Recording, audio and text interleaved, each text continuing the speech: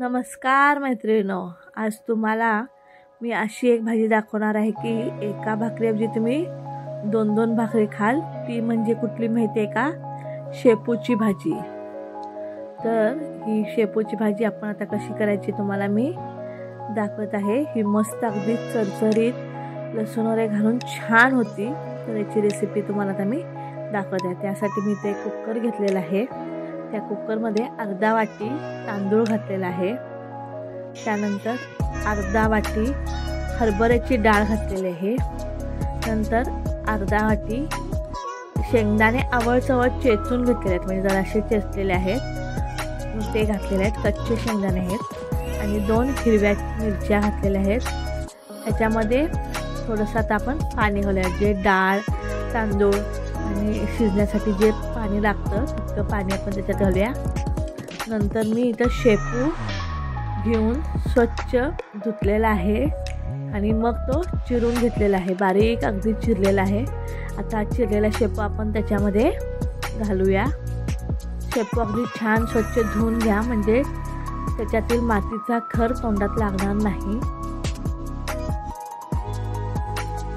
अगदी छान मस्त चिरून घेतलेला आहे तो बारीक। आता त्याच्यामध्ये थोडंसं वरती मी म्हणजे शेपू आपण दाबल्यावरती पाणी इतकंच पाणी घालायचं आहे, जास्त पाणी घालायचं नाही, नाहीतर पाणचट होती। आणि याला झाकण घालून मी आता 3 शिट्ट्या काढून घेणार आहे। 3 शिट्ट्यामध्ये आपल्याला तांदूळ आणि हे डाळ शिजते। तर आता आपण 3 शिट्ट्या ह्याचे काढून घेतलेल्या आहेत। तर बघूया आपला आता कुकर काढून आपण, हे बघा, वाह किती छान शिजलेलं आहे बघा, सगळं अगदी रटारटा शिजलेलं आहे। बघत असाल तुम्ही, हरभऱ्याची डाळ दाबून दाखवते मी, शिजलेली आहे बघा।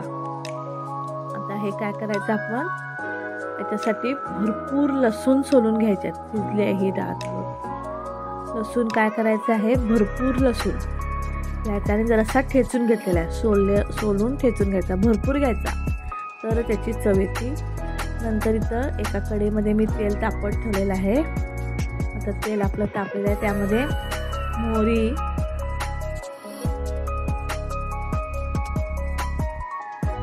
नंतर जिरे आणि हळद असं घातलेलं आहे। चांगलं मोहरी तडतडली की यामध्ये आपण जो ठेचून घेतलेला आहे ना लसूण, तो आपण याच्यामध्ये टाकायचा आहे। तो छान टाकल्यावरती तळस अगदी तो लालसर होईपर्यंत तळायचा आहे।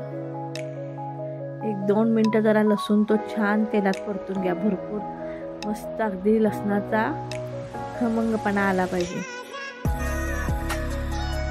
आता बघत असाल तुम्ही लसूण तळून झालेला आहे। आता ह्याच्यामध्ये आपण 2 चमचे तिखट घालायचं आहे। गॅस बारीक करून ह्याच्यामध्ये तिखट घाला, नाहीतर तुम्हाला ठसका बसेल।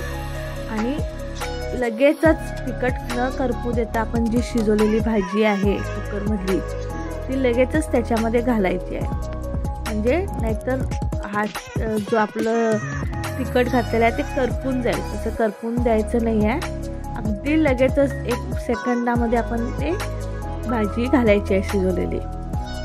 ती प्रोसिजर करताना सगळं साहित्य जवळ ठेवूनच करायचं, म्हणजे भाजी नाहीतर मग चव लागणार नाही। आता याच्यामध्ये जे पाणी तुम्हाला दिसतंय ते पाणी पूर्णपणे आटवायचं आहे, म्हणून पाणी आपण कुकरमध्ये शिजवताना काय करायचं, थोडंसंच घालायचं आहे।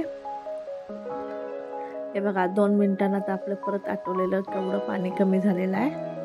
आता जरासं मी याच्यामध्ये मीठ घालते आहे, पाणी आटणार आहे, त्यामुळे मीठ प्रमाण बघून घाला। मीठ घालून झाल्यावरती छान हलवून घेऊया।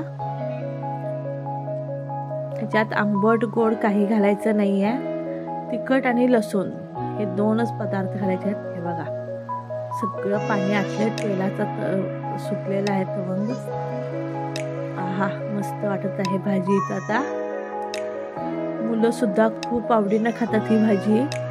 तुम्ही असं शेपू कसं केला तसं पालक सुद्धा करू शकता।